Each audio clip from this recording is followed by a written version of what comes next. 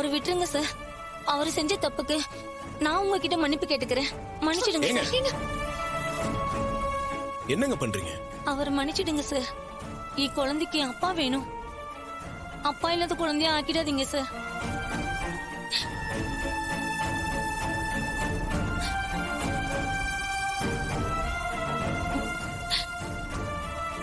அவரை விட்டுருங்க.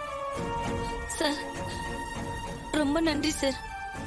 இதை என்னைக்கும் மறக்க மாட்டேன் சார்.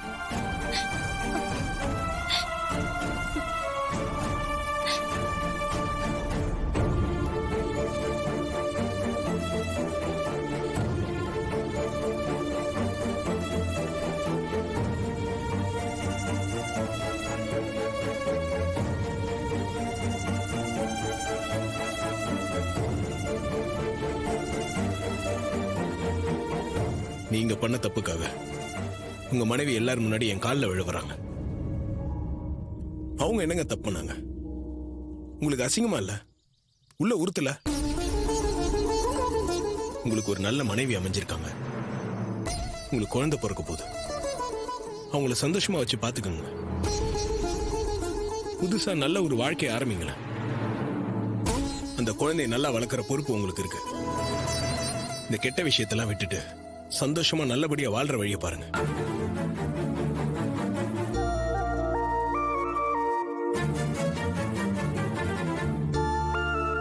எல்லாரும் தயவு செஞ்சு என்ன மன்னிச்சிருங்க. இந்த மாதிரி தப்ப நான் இனிமே செய்யவே மாட்டேன். நீ சொல்றதை எப்படா நம்புறது? உன்னை நாங்க நம்ப மாட்டோம்.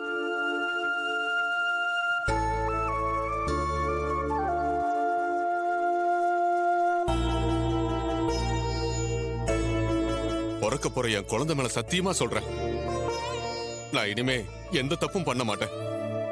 என்ன நம்புங்க.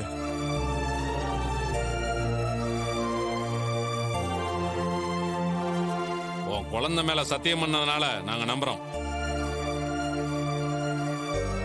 தம்பி, முன்னாடி சொன்ன மாதிரி நீங்களே நெருப்பு வைங்க. இல்லங்க, அவரே வைக்கட்டும். வேணாங்க, எனக்கு அந்த தகுதி இல்ல. நீங்களே வைங்க. சார், உங்க வாழ்க்கையில இருக்க எல்லா கெட்ட விஷயங்களும் எரிஞ்சு போய் இனிமே நல்லது மட்டுமே நடக்கணும்னு நினைச்சு நீங்களே வைங்க. எல்லாருக்கும் இதுல புது ட்ரெஸ் இருக்கு. அடடா, சூப்பரே. Thank you. இந்த சோதி. தேங்க் யூ மாமா. மாமா, இது உங்களுக்கு. தேங்க்யூ மாப்ள. உங்களுக்கு இதுல புடவை இருக்காதா?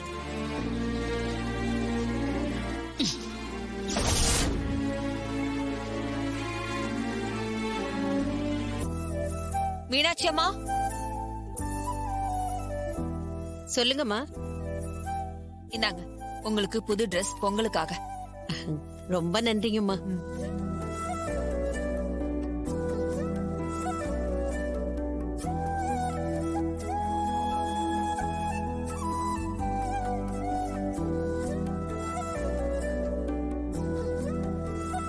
அம்மா, எங்களை ஆசீர்வாதம் பண்ணுங்கம்மா. வாங்க. நல்லா இருங்க. நல்லா இருங்க, நல்லா இருங்க. இன்னைக்கு மாதிரி என்னைக்குமே சந்தோஷமா இருக்கணும். அம்மா, என்னையும் ஆசீர்வாதம் பண்ணுங்கம்மா. நல்லா இருப்பா, நல்லா இரு. படிச்சு பெரிய ஆள் ஆகணும்.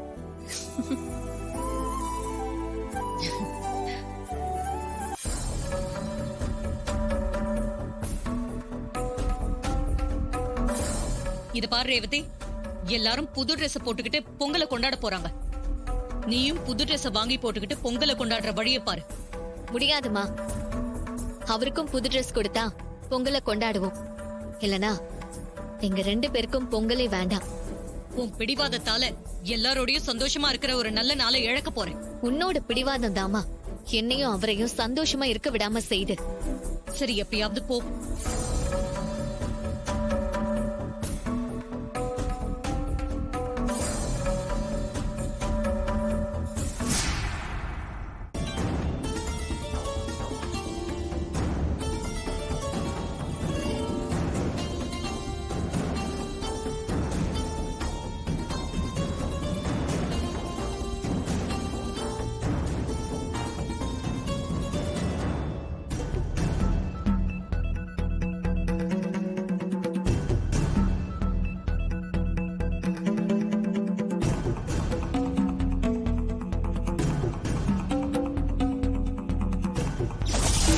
புருஷனா? அது யாரு? உனக்கு தான் டிவோர்ஸ் ஆக போகுது இல்ல? இனிமே அவனுக்கு எதுக்கு ட்ரெஸ்? அவன் ஏற்கனவே டிரைவர் வேலையை தானே பாத்துக்கிட்டு இருந்தான். இப்போ அதே வேலையை பார்க்கட்டும். இவன் டிரைவர் வேலையோட சேர்த்து வீட்டு வேலையும் பார்க்கட்டும், தோட்ட வேலையும் பார்க்கட்டும். அப்புறம் கடைக்கு போறது, ஈபி பில் கட்டுறது, இந்த வீட்ல இருக்கிற எல்லா வேலையும் இவன் ஒத்த ஆளாவே செய்யணும். இங்க இருந்தா இவன் வேலை செஞ்சுதான் ஆகணும்.